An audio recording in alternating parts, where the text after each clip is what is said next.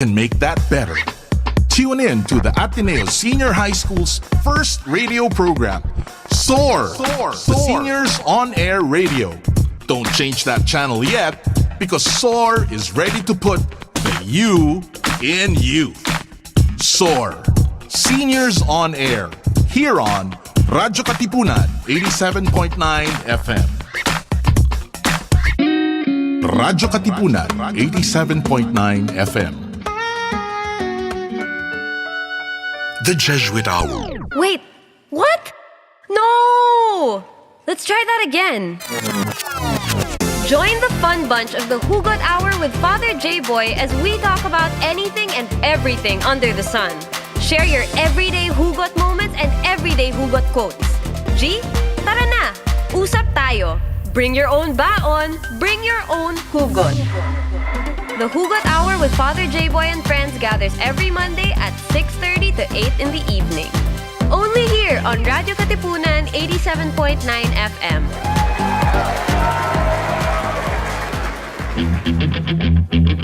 Radyo Katipunan. News, insights, inspiration.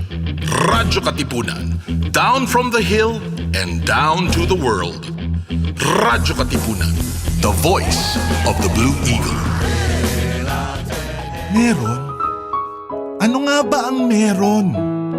Paano nga bang mabuhay ng tapat sa meron? Don't you wish you can relive your philo classes? The terror teachers? The terrible oral exams? Or the even terrifying but liberating and life-changing aha moments? Lundagin mo, baby! Here's your chance! Lundagin mo, baby! Kasama ang mga pilosopong sina Jovi Miroy at Ron Capinding. Lundagin mo, baby! Leaping upward, leaping forward. Lundagin mo, baby! Leaping to greater heights, to greater wisdom, to greater magis. Lundag na, Ateneo! We are now on YouTube. Watch all of our live episodes plus exclusive content in our channel at Radyo Katipunan FM. Don't forget to click subscribe and hit the bell to get the latest updates. Radyo, Radyo, Radyo, Radyo, Radyo, Radyo, Radyo, Katipunan, Radyo, Katipunan, Radyo, Katipunan, Radyo, Radyo, Katipunan, Radyo, Katipunan. Voice of the Blue Eagle, kami di mapipigil sa pagbabalitang tumpak at tama. Buhay atenista, sa loob sa labas ng eskwela, ating ibibida lahat ng eskwela.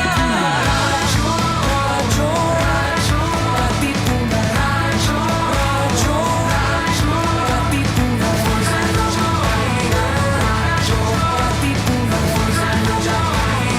Radyo, Katipunan. Kawal ni Ignacio, Katipunero sugod, todo sa kayon, tulong at tulong. Lipat na Blue Eagle, galing giting nagigil. Blue and white, one big fight.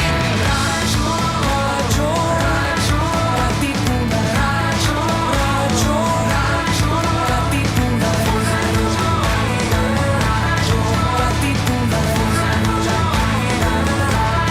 Katipunan, Radyo, Radyo, Radyo, Katipunan, Radyo, Katipunan. Radyo, Radyo, Radyo, Radyo, Radyo, Radyo, Katipunan, Radyo, Katipunan, Radyo, Katipunan, Radyo, Radyo, Radyo, Katipunan, Radyo, Katipunan. The voice of the Blue Eagle, kami di mapipigil sa pagbabalitang tumpak at tama. Buhay atenista, sa loob sa labas ng eskwela, ating ibibida lahat ng eskwela. Radyo, Radyo, Radyo, Katipunan, Radyo, Radyo, Radyo, Katipunan, Radyo, Katipunan, Radyo, Katipunan. Kawal ni Ignacio, Katipunero sugod, todo sa kayo.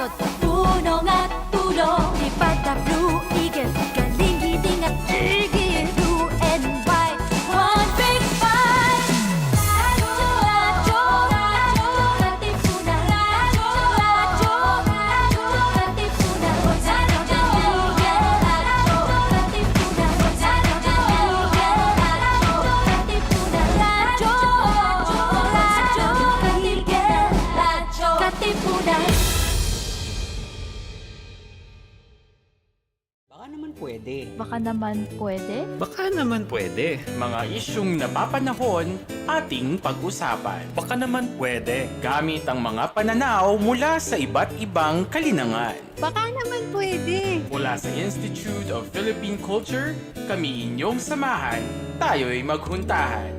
Dito lang sa Baka naman pwede. Tuwing Huwebes, alas 3 ng hapon, dito lang sa Radyo Katipunan, 87.9 FM.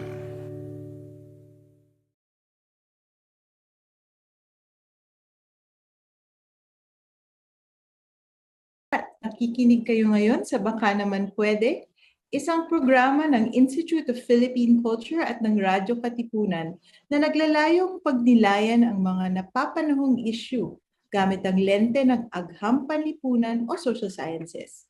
Nais din nating makipagkwentuhan tungkol sa mga bagay na baka naman pwede nating tingnan muli, pagkukulan ng pansin at aksyonan. Ako po si Maria Elissa Lau ng Department of Political Science at ng University Gender and Development Office ng Ateneo de Manila University. At ako ang inyong magiging tagapagdaloy sa hapong ito. Noong nakarang Huwebes, nakasama natin sina Oliver Quintana, Dr. Nanti Aldaba at Al Alegre para pag-usapan ang kanilang mga karanasan bilang estudyante noong panahon ng batas militar. Nagsimula silang magkwento kung paano sila sumali sa student movement noong dekada 70. Pagkamat politicized na ang ating mga bisita bago pa man sila pumasok sa Ateneo, may mga pangyayari sa kasaysayan at sa kanilang buhay atenista na mas lalong nagpamulat sa kanila para lumahok sa pagkilos ng sambayanan. Ilan sa mga nabanggit na pangyayari ay ang Constitutional Convention ng 1971 para palawigin ang termino ni Ferdinand Marcos, mga demonstrasyon ng estudyante at manggagawa sa lansangan, deklarasyon ng martial law noong 1972, pagkakaroon ng curfew, Latundenya strike noong 1975, parliamentary elections noong 78, at ang pag-usbong ng mga NGO at pag-organisa sa kanayunan, exposure ng mga estudyante sa marginalized sectors, social justice teachings ng mga Jesuita at pag-usbong ng liberation theology, hulihan ng mga aktivista sa loob ng mga campus, assassination ni Ninoy noong 1983 at iba pa. Naging instrumental din ang Down from the Hill at iba pang mga dokumentong pinublish ng The Guidon bilang trigger sa mga atenista na mag-reflect sa misyon ng Ateneo, maging bukas sa mga nangyayari sa labas at magkaroon ng pagbabago sa loob. Sabi nga ng ating mga bisita, ang kanilang pagsali sa student movement ay tawag ng panahon. Dala na rin ang kanilang pananampalataya or faith that just justice at pagkamulat sa nangyayari sa lipunan.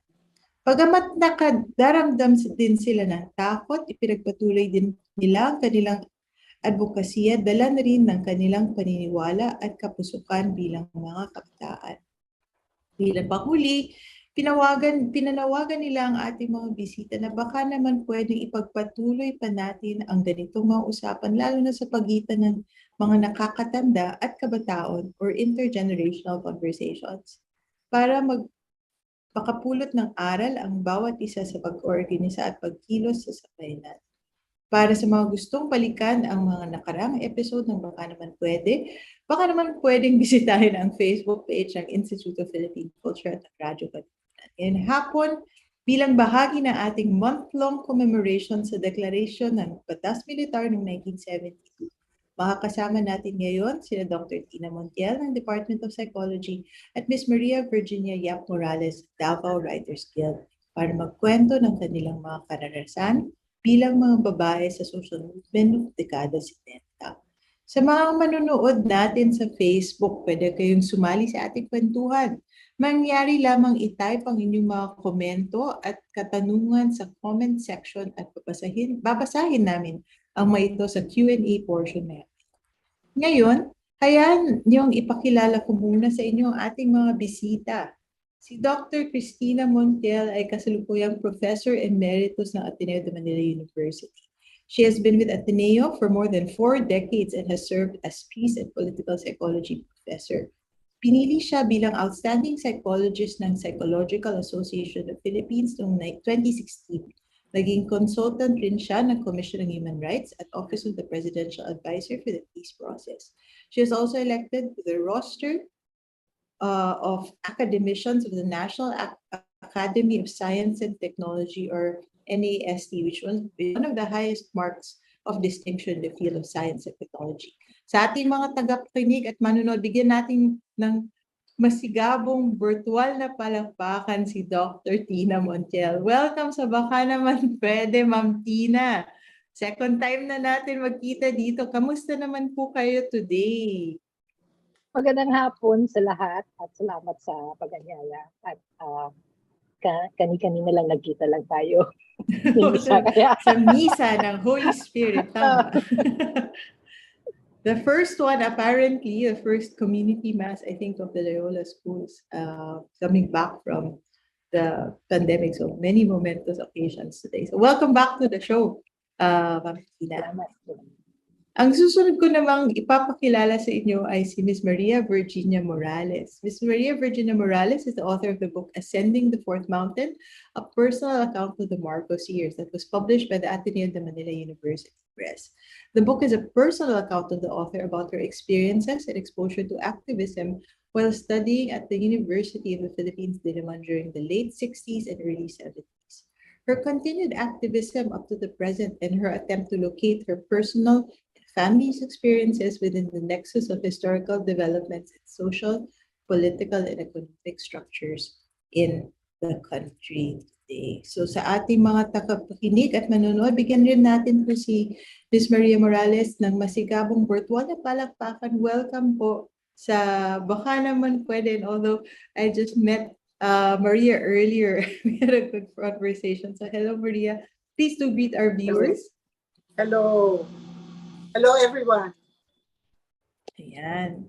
So mukhang we have two very unique and transformative women in our panel today.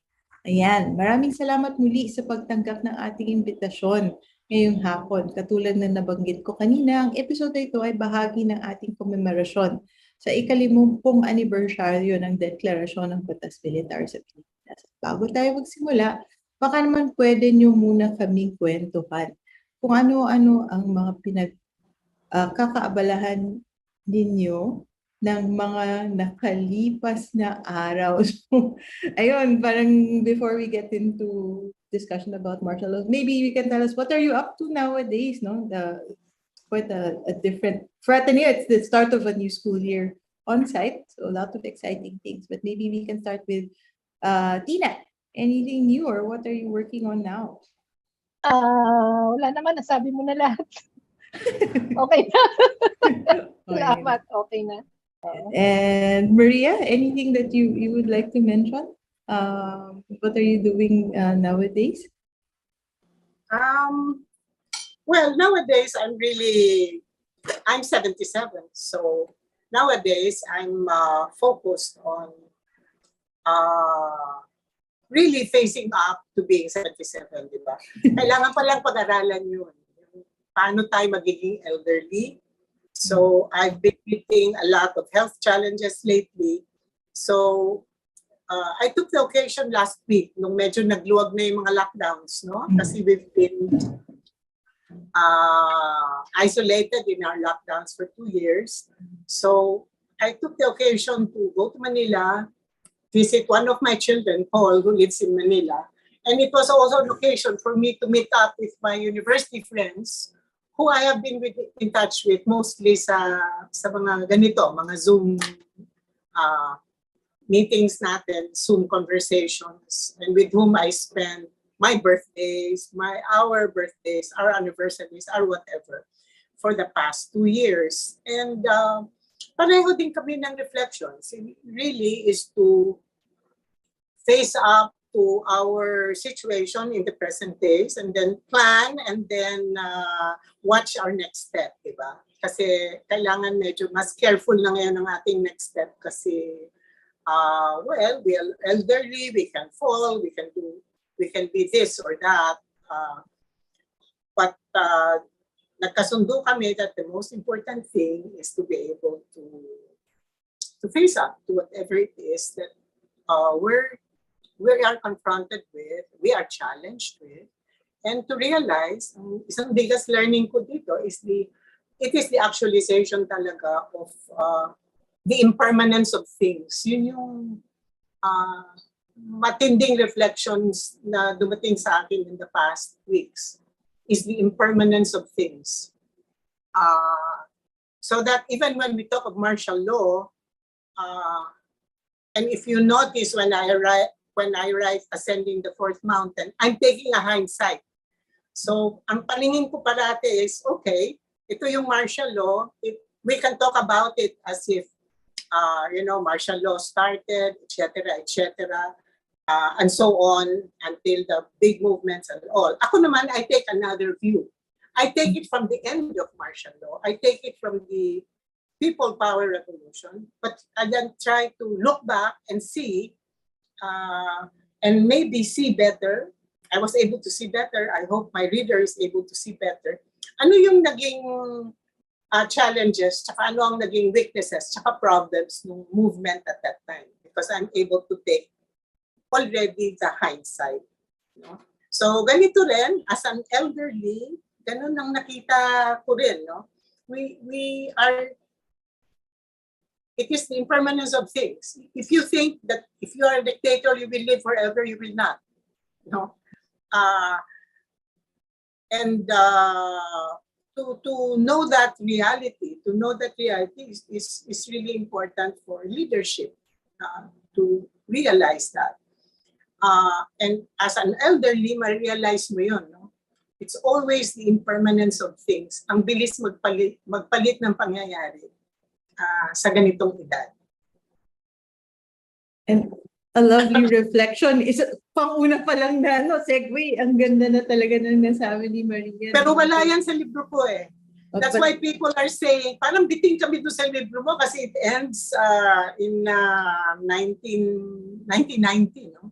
It doesn't go to the present. Baka time na for a next edition of the book kasi meron na tayong mga reflections on impermanence of things. Tsaka maganda rin yung sinabi niyo about leadership, that they should also be very aware of this impermanence.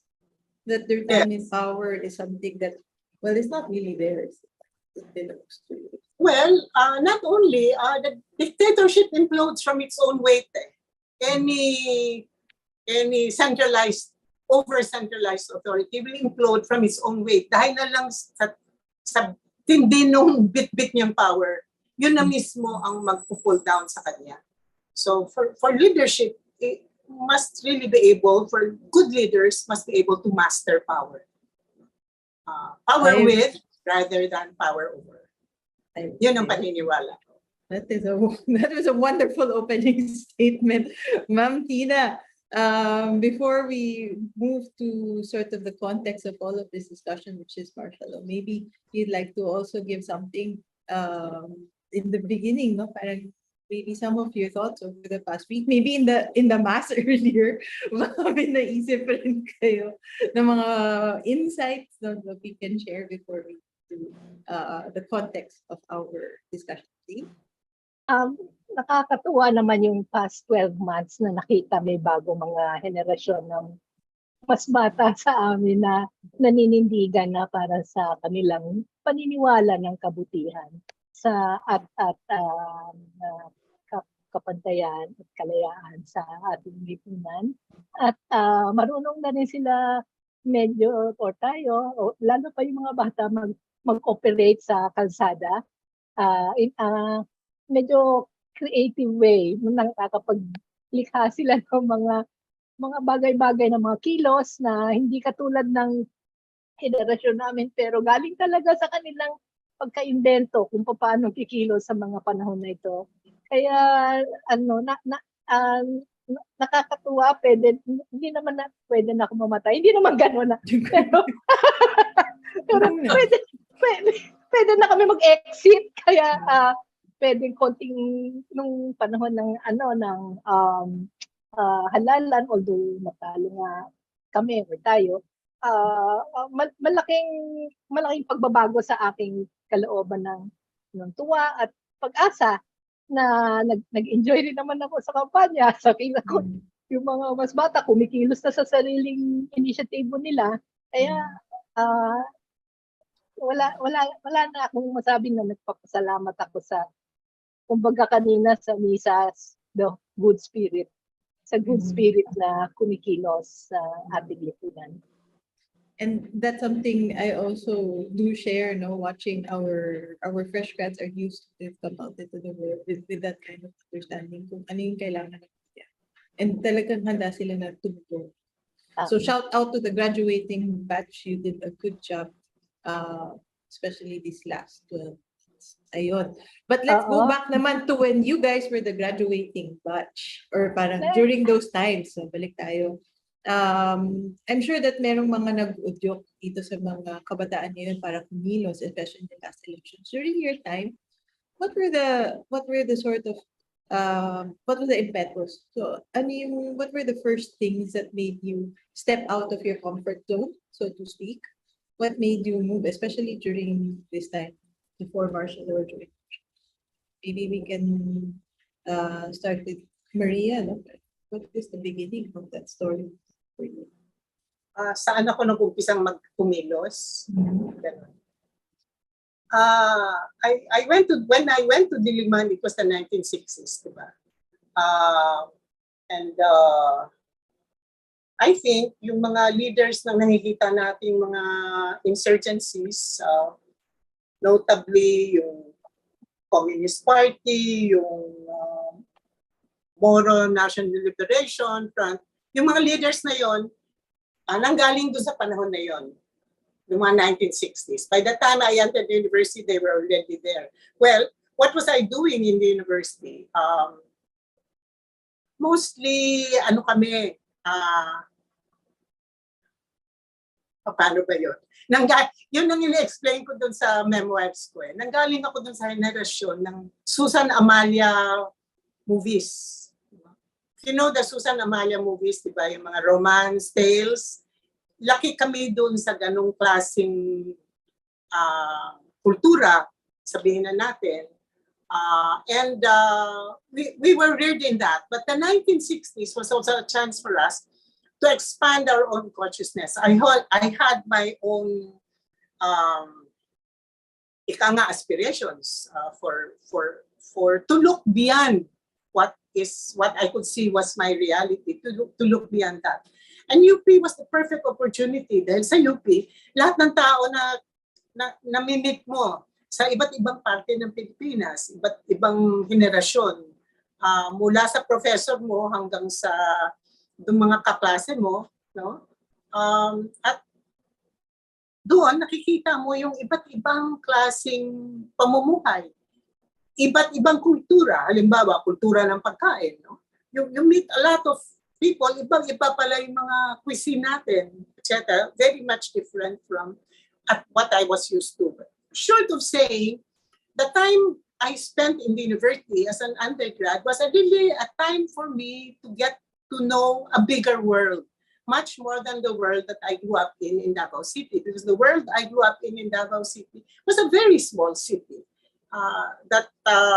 Dahil pagkatapos ng gera, ang liit-liit ng Davao City dahil nga sentro ng gera ang Davao City. No? Doon yun talaga ang one of the target areas of the Japanese invaders was really to occupy Mindanao, di ba? Nakikita naman natin sa history book. So naging sentro ang Davao ng gera. So Davao had a hard time reconstructing, and that's the period in which I grew up in Davao, yung reconstruction period. Sa period na yon, naalala ko, ang parating sinasabi sa amin ng aming nakakatanda sa amin, o sige, pagkatapos na kami kumain, sige, maglaro na kayo. And then Davao was like whatever little playground there was, aside from yung ruins ng Davao from the war, no, was really a veritable playground for children. So that's where I grew up in. I was lucky to have an uncle na 1.5 years older lang sa akin. So we could play together.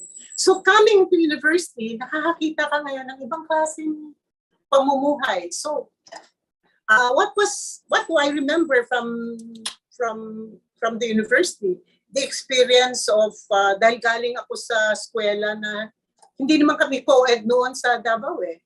Babae, lalaki, di ba? So that's the first time you go into a co-educational environment. So you meet a lot of male and female, you have a lot of male and female friends from different backgrounds.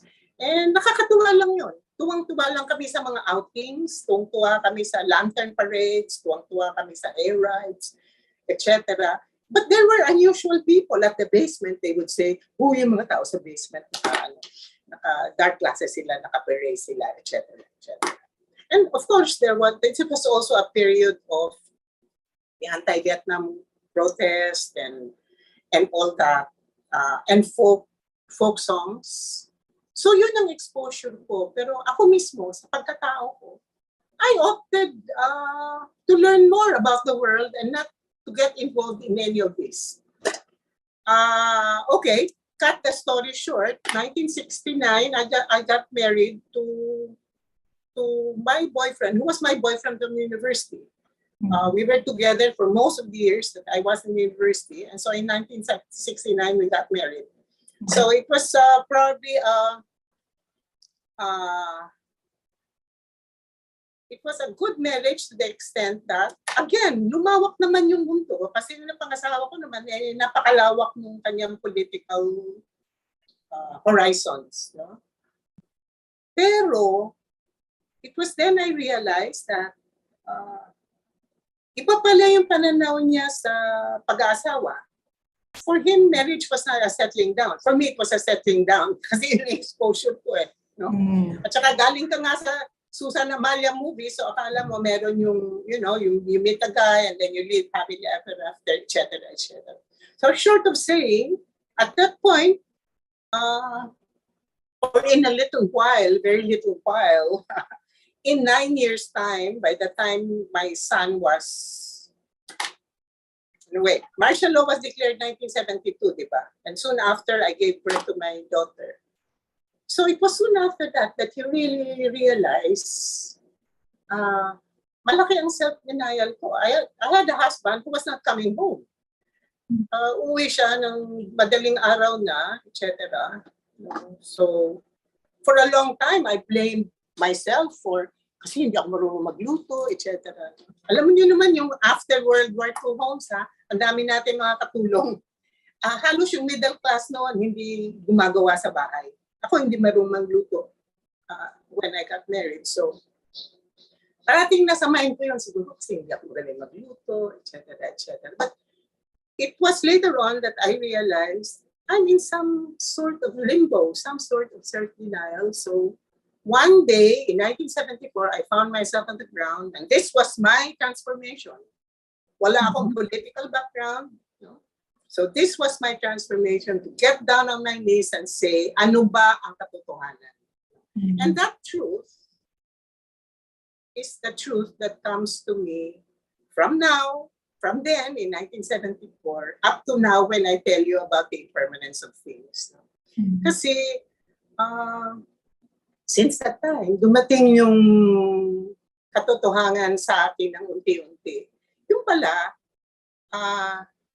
ang katotohanan ng bawat bagay ay katotohanan mag-uumpisa sa sarili ko. Yun ang na-realize ko. No? Hindi ko pwedeng titingnan ng katotohanan sa labas. Hindi ko nakikita kung ano yung katotohanan sa sarili ko. So it was then I started to say, ano ba talaga ang gusto ko sa buhay ko? And I realized, I didn't really know what I want. I mean, I wanted motherhood things. I want to be happy. I want to be ganito, ganon. But these are all big things. What do you really want to do? So I said I wanted to be healthy kasi sigarilyo ako ng sigarilyo, wala na akong ginagawa kundi mag-antay na lang ng asawang umuwi and getting frustrated and crying and all of that. So I said, okay, ano ba talagang gusto kong gawin? Gusto ko maging healthy. But again, that's a motherhood statement. How do you become healthy? At yung pala, sa buhay, yung magic, kasi when you ask the right questions, napo-focus yung events dun sa path mo. And so I meet this person in a supermarket, and she was telling me, Yung asawa ko hindi umuwi. So ako, naglalaro ng tennis. Sabi ko, ganun ba? Kasi meron kaming tennis court sa subdivision namin. Sabi ko, let me join you. So one day, I joined her. And every day, I was playing tennis. 6 o'clock in the morning, nasa courts na ako. Palo ng palo yung bola. After 1 month, I looked and I felt gorgeous. Gorgeous talaga. Kasi nga, gumising ako ng maaga, nakakasama ko na yung mga anak kong mag-almusal, nahatid ko na sila sa eskwela, and then I'm able to ask myself, after I have this, what is it that I want to do? And that's when I resolved, I want to have a job that will take me to travel. And in a month's time, I was in India. I attended my first international conference. And that's why in life, kailangan, in my experience, kailangan meron tayong tinatawag siguro natin, maybe we call it personal transformation. I call it mystery, something bigger than all of us. Na pag nalagay natin yung sarili sa path na yun, nagsusunod-sunod yung mga pangyayari, hanggang umabot ka sa isang point na like a hammer to a nail. Alam mo naman, pag pinukpok mo isang nail, kung tumagos, alam mo kung ano yung point na yon. Kung hindi mo alam kung saan ka pupunta, alam mo kung ano ang hindi mo gusto. At least that is a start. And that's the start of my transformation. Is to begin that and to find myself in an international conference. And what is the international conference I attend? Kasi walang mga student unions doon sa Pilipinas, banned. I attended an international union for students. I was with the Asian Students Association. I was sitting beside Asian student leaders. Mantak mo yun. I'm seated beside Asian student leaders. The leaders of Thailand, Thammasat University, who got massacred after that conference. The leaders of Hong Kong. Hanggang ngayon, yung umbrella movement, I met those Hong Kong Federation of Student Leaders, the leaders from Japan, and all of that, Australia, New Zealand. So I meet them all in one conference. I meet, in some conferences, I meet the PLO representative, I meet the Israel representative. So you get exposed to yung mundo ko, na gusto ko, na natatanaw ko, mas malawak. And that's where I got exposed. I did not get exposed here in the Philippines.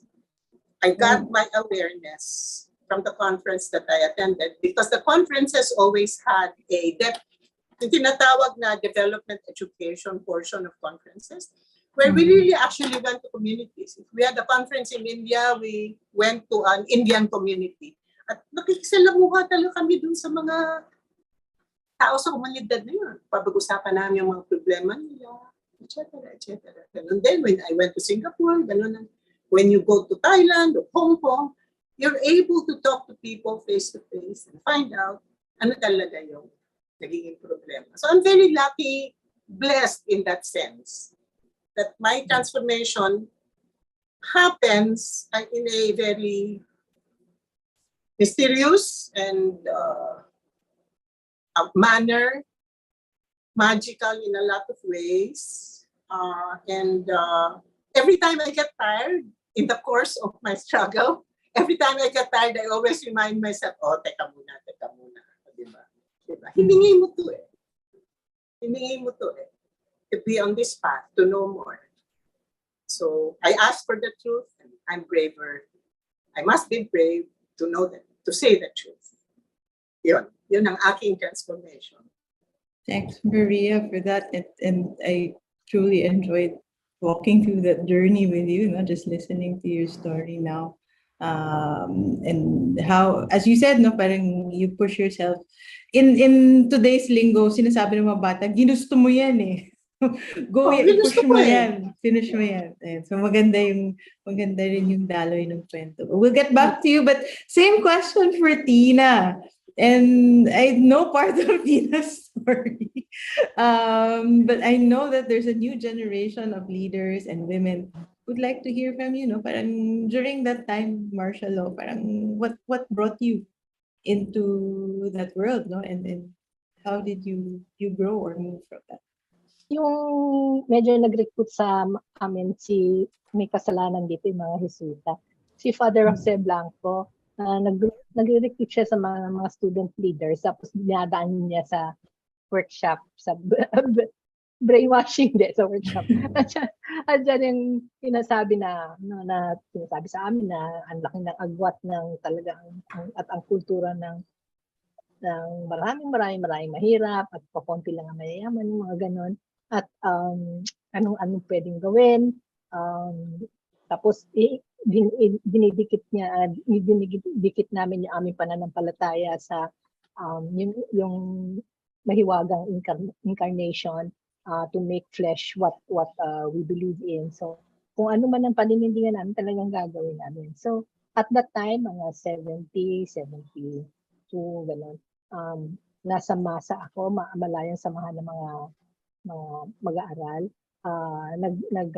Bubuo kami ng mga student front sa mga iba't ibang mga eskwelahan at nasa KKPI rin ako yung overall group namin ay kasapi kapulungan ng mga sandigan ng Pilipinas. Ang KKPI ay yung Propaganda and Information Research Propaganda and Information Unit na gumagawa ng mga press release at nananaliksik rin para sa mga press release. At minsan may direktibo yung sentral na bumaba lahat ng panggit ng uri ng nasa loob ng kasapi, bumaba sa masa. So lahat kami kailangan mag-organisa sa labor, sa urban poor, sa mangingisda, ganun ang kanta namin sa kasapit. Tayo mga sandigan ng Pilipinas, mga manggagawa, mangingisda. So nag-organize kami. Ang napuntahan ko yung Escopa dito sa Project 4, nag-organisa ng mga urban poor doon.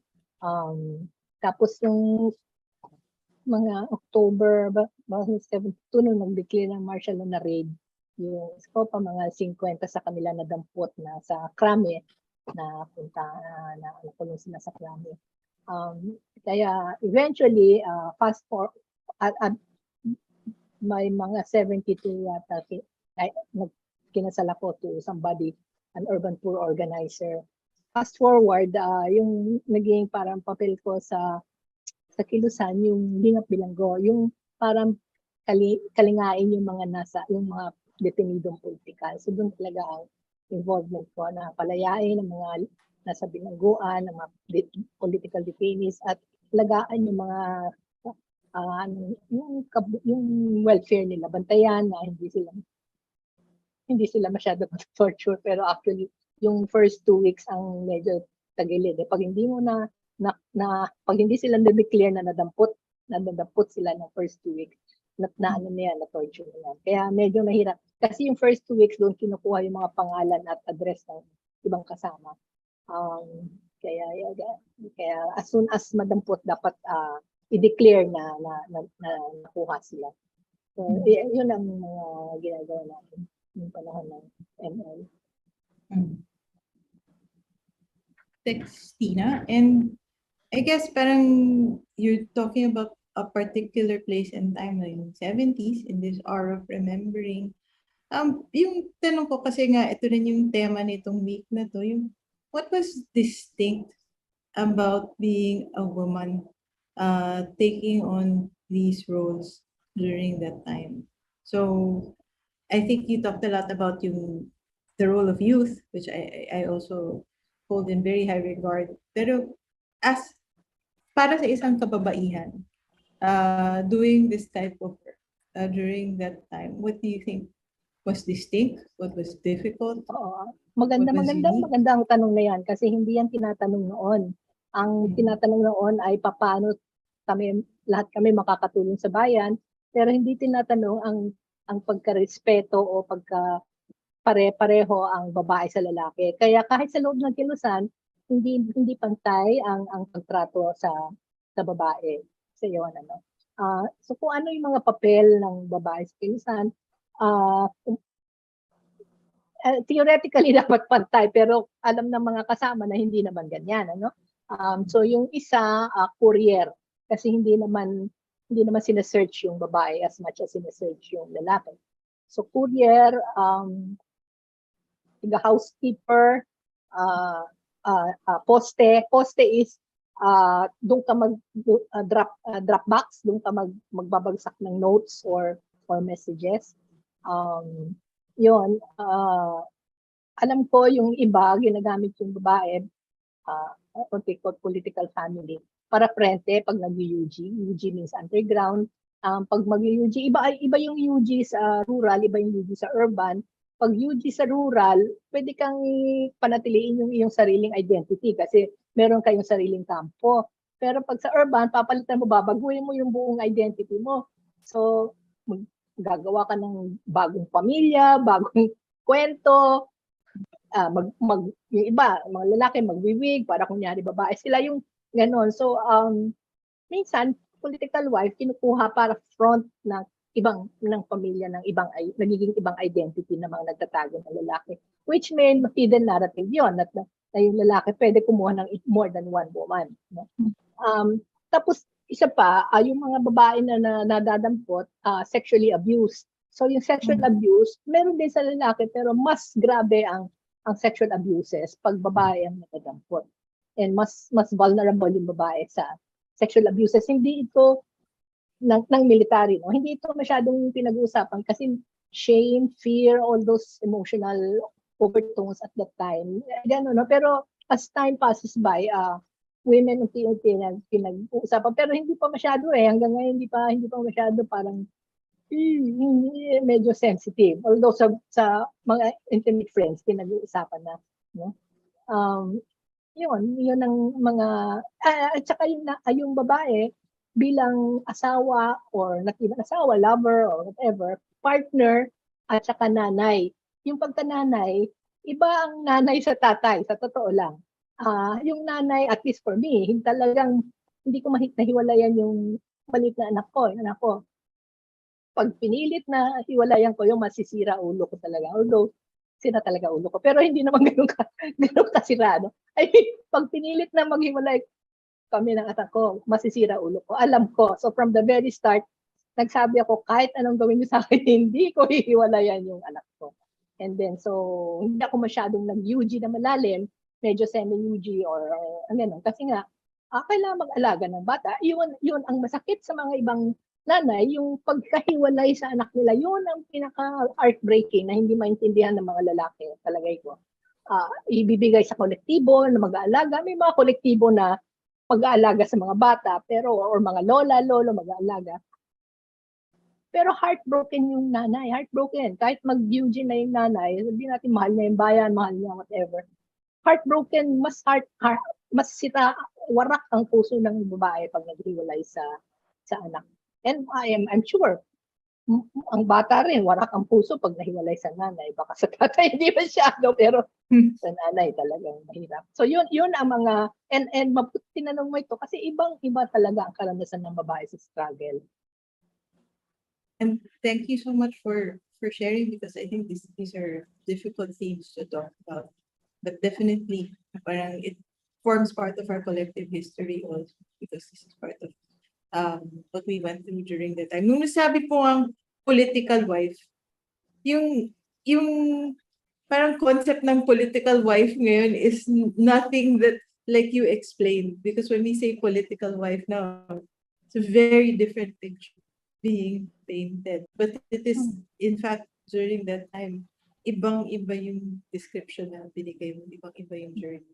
So, narrative yan ng male-dominated groups. Mm-hmm. So, sa kanila, okay lang. Because mga babae, hindi okay yun. Masakit yun. And yun nga, dun nga sa pagsabi ng political wife, kahit ngayon, di ba, yung political wife is someone pretty who's just standing there beside someone, but not being, herself. So I see. Dito kasangkapan ang babae. Differences, but parallelisms as well. Thank you so much for that. Maybe Maria, you might want to share something at this point. Well, siguro, mag-move forward lang ako dun sa storya ko from 1974, nung namulat ako, nagkaroon ako ng transformation. Pero going back to the country from all my conferences and visits to other Asian countries, kasi merong Student Travel Association of Asia at that time, and I was the secretariat of that.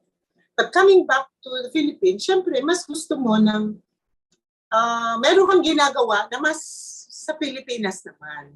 And so I met up with some friends and we formed an art center. We organized an art center. Kay Baliba, in 1974, the Imelda projects, cultural projects were all over, no? Marami na siyang mga siniset up, mga hotels. And so at that time, there were, if I recall, there were about 40 hotels. So sabi namin, that's a good opportunity. If there are 40 hotels, how many paintings would that be? So ang decision namin, let's put up an art center, concentrate tayo sa visual arts. Okay? So we did that. So we set up Kaya, Center for the Advancement of Young Artists. At the minute we set that up, by 1976, so 74 to 76, first I was with ASA, and then I was with Kaya. Yun ang aking trabaho. And sino ang nakakasalamuha ko ng mga artists dito? No? Itong mga artists na nakakasalamuha ko, well, maraming klase ng artist sa Pilipinas, no? Iba't ibang genre yan, iba't ibang mga tinatalakay na tema. Pero merong grupo ng artists who were very committed and parating nakapaligid yon sa art center, no? And they call themselves Kaisahan. And they were the very prominent social realists of that time. Itong social realist na to, ito naman yung nag-extend ng pananaw ko sa mundo. Sila ang nag-expose sa akin sa ano ba ang ibig sabihin ng sining? Para saan ba ang sining? What does it serve the Filipino people, no? Para saan ang sining na ito. And sila din na nag-expose sa akin sa first rally ko. Yung rally na yon 1976, ito na yung Tanduay sinasabi mong strike kanina when you were reading, when the students, alala mo, when you were sharing, Melissa, tungkol sa sharing nung mga last guests ninyo, nagkaroon ng Tanduay strike. So ito na yon. So sinishare sa akin ng mga Kaya artists yan. Halika, mag-attend tayo ng rally kasi aside from the fact na ban ng student unions, ban din ang mag-strike ang mga workers under martial law. So sumali tayo doon. So I joined them. That was my first rally. Para sa akin kasi gusto ko lang makasilip anong nangyayari. But then, pag-kapit busy mo na mo yung mga tao, nakakausap mo na sila, naalala ko na yung mga research na ginagawa namin noon sa UP, sa mga manggagawa. Alam mo yun, yung nire-research mo kasi ang manggagawa, anong problema, walang mababa ang sweldo, walang benepisyo, nung hirap sa trabaho, ang environment ng trabaho nila, hindi naman kaaya-aya. At saka ano ba ang skills training na natanggap nila yan? So halos ang binibenta lang talaga nila, yung kanilang lakas paggawa, tapos wala naman silang nakukuha in the long run. So lahat ng mga researches that I was doing in UP already came to life by the time we came to Kaya. And I was joining the artists in rallies. Sabi ko, no, bakit hindi sila pwedeng mag-strike? Because that's your weapon as a trade union to be able to safeguard your rights as workers. And to be able to safeguard the rights of workers is to build a better nation. Kasi kung mahusay ang manggagawa mo, mahusay ang iyong bansa. Hindi ba? And so ganito yung tumatakbo sa isip ko. Pero nung kapit-bisig ka na, iba na yung mararamdaman mong lakas. Again, mystery, no? That is a very strong force. And yung mga Armalite, nakaharap ko, nung una kasi takot ka sa mga Armalite, mga water hoses, etc. But in 1976, hindi na ako masyadong natatakot after the first rally. Kasi nga, kapit-bisig, kasama mo na yung mga tao. So it is the power of that collective that makes a difference, or that made a difference. Yun yung 1974, 1976. But then, again, the impermanence of things. In 1977, itong asawa ko ay nag-underground. No? So he became a very, very prominent personality in the underground.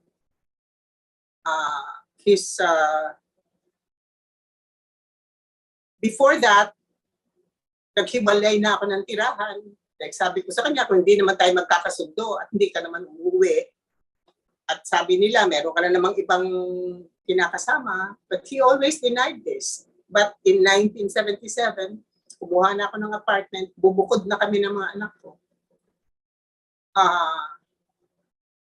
And in 1977, when I think about it, maybe he was leading up to that. Umalis na rin nga ako. And it was good. It was a good move on my part kasi hindi ko din naman talaga ma-stand na yung ganung klaseng pamamalakad. So nag-a-advance yung politika ko. Ako nag-a-advance din ako in my personal transformation, di ba? I want an authentic life. I just don't want relevant politics. I want an authentic life. And my relevant politics and my authentic life must go together. Yun ang nakikita kong path when I look back. So in 1977, New Year of 1977, publicized, he goes underground. So my world is now shaken to its roots. Di ba? Kasi all of a sudden, you are the wife abandoned in the city. Di ba? To our family and friends, siya yung asawa ko. To everybody else in society, siya yung asawa ko. Diba? So my children and I traveled a path from 1977 up to this day. And so by the time my spouse died, my legal spouse died, I resolved to write my memoir. So itong memoir na ginawa ko na Ascending is really meant for my children so that they could better understand what they lived through as children between 1978 and the time of martial law and beyond that, di ba? By the 1990s, para maintindihan nila. Kaya lang, again, mystery, in his wake, I meet Maita Gomez. Again, I first met her in 1985. Yun yung kasagsagan ng women's organizations. Nag-organisa na kami ng mga women's organizations. So we had a big group in Mindanao that started from a march dahil a woman detainee was abused when she was disappeared. Kasi yung period nung martial law, merong mga aresto pero matagal silang disappeared from the time of their arrest. So, there were two women, ito si Ana May at saka si Hilda Narciso, who were arrested in this period. Pero Ana May chose to let Hilda speak louder because si Ana May may nakita siyang kaibigan na sundalo dun sa ano. And so she was not nahiwalay kaagad siya kay Hilda. Hiniwalay kaagad siya kay Hilda. Si Hilda talaga ang nagtamo ng talagang katakot-takot na torture. So, we had already organized the Gabriela Watch. Gabriela was Watch Mindanao when we organized it in 1983. Yes, 1982-83. And so we decided with Sister Consuelo Chuijan, who was our chairperson dito sa Watch, and then si Lida Canson, Lucy Lagan. We decided in that group of ours who were managing Watch Mindanao to go to the streets with this issue. And the issue was the rape and torture of women political detainees. Specifically, yung women, talagang yung rape at saka gang rape sa kanila. And Hilda championed this cause. You're all familiar naman with the Hilda Narciso tapes and revelations.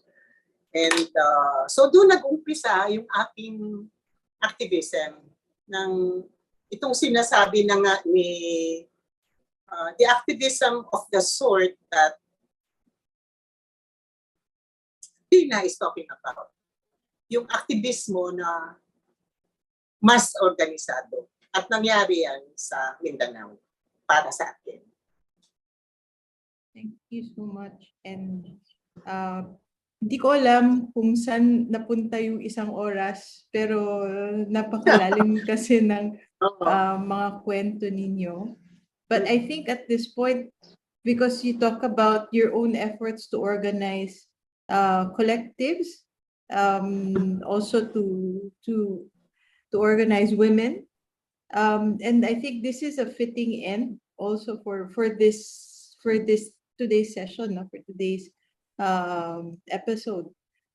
Can your baka naman pwede, because that's what I will ask you to do. I will ask you to say baka naman pwede, and then Tina knows this, then you give your baka naman pwede for whatever the topic is. But maybe this baka naman pwede can be dedicated to this generation of women.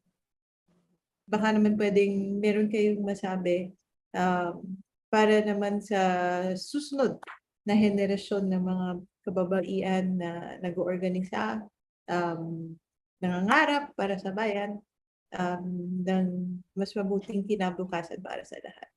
So maybe your baka naman pwede for a new generation of women leaders. Ma'am Tina, baka naman pwede ikaw muna. Tapos si Maria. So mga kababaihan, baka naman pwedeng ituloy natin yung paninindigan natin ng pagrespeto sa sarili kahit nasa pagsilbi ng lipunan. Balansehin na lang yung sariling, hindi lang masyadong tingin sa sarili, tingnan yung sarili at galawin yun. Hindi naman lahat lipunan, balansehin yung dalawa na silbi sa lipunan at silbi sa sarili at silbi sa mga ibang mga taong malapit sa atin. Baka naman pwede. Maria, maybe your baka naman pwede? Well, ang masasabi ko lang, sa generation ng mga kababaihan ngayon, lahat tayo ay on a journey in our consciousness. Tama.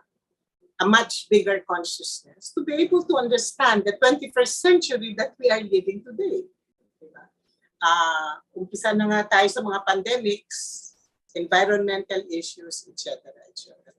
Looking back and looking forward at the same time, ang learning ko, ang personal talaga ay political. Hindi ba? At hindi na pwede yung mga argumento nasa kanayan. Sa kanayan. Dahil pag nasikaso na natin yung isang problema, saka natin isisingit yung problema niyo. Noon pa man, sinasabi na namin na hindi pwede yung ganun. Even as far as personal relationships are concerned, dapat may puwang na ang babae mismo kasama na siya sa pagtatakda ng pagpaplano ng kanyang pamilya. Halimbawa, dahil lang napag-alaman ko nga, there are three important issues sa mga pakikipanayam ko sa rural women. Ha? Ano yung mga issues na yon? Issues on reproduction. Sino ang pinakamalaking balakid dyan? Sa ganung mga usapin, kailangan kausapin na natin. Ang simbahan, halimbawa, sa stand nila on reproductive rights. That's a very important matter for women. Violence against women, that's the other important matter for women. Na kailangan matalakay at saan nanggagaling itong violence na to at paano ito naiibsan. At pangatlo, ang spirituality ng kababaihan. Hindi pwede ang Diyos ay lalaki. Hindi ba? Yung image natin ng Diyos ay lalaki. Diba? Ang Diyos ay lahat. Lahat-lahat. Lahat tayo. All in all. Hindi lang babae at lalaki, lahat tayo. At makikita na natin, sabi nga ng isang kanta, ang sakit ng talampakan ay sakit ng buong katawan. Nandun na tayo sa yugto ng ating consciousness. Hindi pwedeng may ginawa tayo dito sa Pilipinas na hindi maka-influensya sa US. Kung anong ginawa nila sa Europe, makaka-influensya din sa atin. Kung anong nangyayari sa atin, ganun na yung mundo ngayon. Lumiliit nang talaga siya. in terms of the material conditions of the environmental world. So yung mga sinasabi na saka na yung mga issues nyo, hindi pwede. Tulad ng sabihin natin, huwag nyo na sabihin na saka na yung issues ng mga ethnic communities. Saka na lang issues ng indigenous people, hindi yan importante. Saka na yung issues ng workers, hindi yan importante sa ngayon. O saka na yung issues ng kababaihan at LGBT, hindi yan importante sa ngayon. Importante lahat yan. Isa pa, parating sinasabi saka na ang issues ng environment, hindi pwede. Hindi pwedeng saka na. Ngayon na. Dahil wala nang ibang panahon, kung gusto nating makilahok, sa pagpabilis ng consciousness ng lipunan ng buong mundo. Ang buong mundo ngayon is gripped literally by a dilemma. At ang ating pakikilahok dito, ang magsisilbi na mitsa at the one that will sustain these political movements, international political movements. Pero yung movements na yan, walang katuturan kung hindi nakalink sa personal motivation nyo. Mabilis kayong mabuhay kung ang personal motivation nyo lang, tinatanaw nyo yung isang politiko. Kung ang isang politiko lang tinatanaw nyo, talagang ang bilis bumagsak ng motivation nyo. Kailangan tingnan nyo at yung inyong motivation, political motivation, nanggagaling linked sa personal mo, sa path. It's your path that will join the roads, that will join the highways, that will join the rivers and oceans and clouds, everything in our universe. Yun yung paniniwala ko. And so I'm hoping, huwag nang saka na. Pakiusap, baka naman pwede. Huwag na yung saka na. Thank you, Maria. Siya yung unang nagsabi, baka naman pwede, hindi pwede na mamaya na. Hindi na pwedeng saka na. Baka naman pwede. Hindi na pwedeng saka. Ngayon na. So salamat po, Tina and Maria, for this wonderful hour of just sharing your thoughts, with, I think, our main audience here has to be the next generation to hear these stories from your point of view, and also to take something baon ba sa kanilang journey. So dito nagtatapos ang Baka Naman Pwede. Maraming salamat muli, Dr. Cristina Montiel and Ms. Maria Virginia Morales, para sa pagpapaunlak sa aming imbitasyon. Baka naman pwede nyo ring i-like ang Institute of Philippine Culture sa Facebook para sa iba pa naming announcements at events. Hanggang sa susunod, ako si Melissa Lau ng IPC. Patuloy tayong mag-ingat at laging tandaan kung may gustong maunawaan, baka naman pwede nating pag-usapan. Maraming salamat, Tina, Maria. Everyone, please have a good day.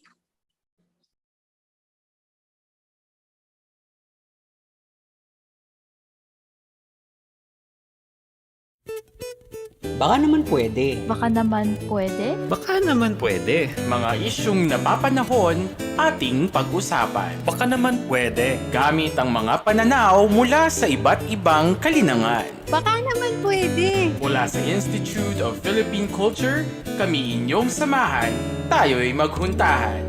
Dito lang sa Baka naman pwede.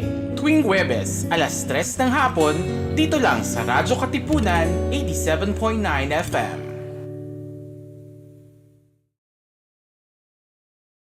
Want to find out more about the famed org community of the Ateneo? Yeah! Wondering what projects and initiatives our student organizations are currently up to? Curious to hear the perspectives and motivations of the different people that make up the org community? Tara na't magkwentuhan! Kwentuhang MVP takes you to the vibe